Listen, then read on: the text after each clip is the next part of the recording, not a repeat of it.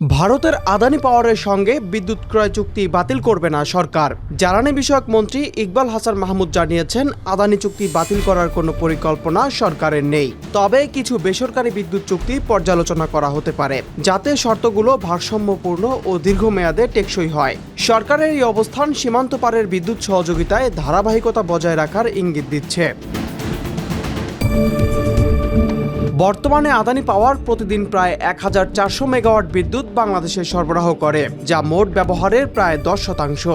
দেশে গড় বিদ্যুৎ চাহিদা প্রায় 14,000 megawatt. Power grid company of বাংলাদেশের তথ্য অনুযায়ী প্রতিদিন 2300 থেকে 2656 মেগাওয়াট বিদ্যুৎ আমদানি হয়, যা মোট সরবরাহের 15 থেকে 17%। সরকার টু সরকার ব্যবস্থা সহ মোট আমদানি সক্ষমতা 2800 মেগাওয়াটের বেশি।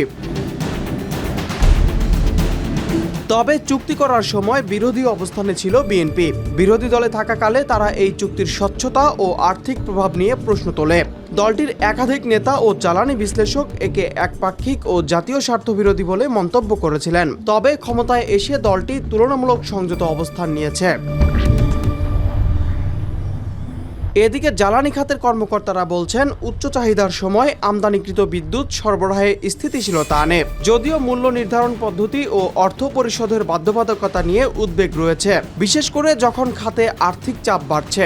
বর্তমান সরকার চুক্তি বাতিলের পরিবর্তে প্রয়োজনে শর্ত সংশোধন বা পুনঃ আলোচনার দিকে নজর দেবে। তবে আদানি চুক্তির সামগ্রিক কাঠামো বহাল থাকছে।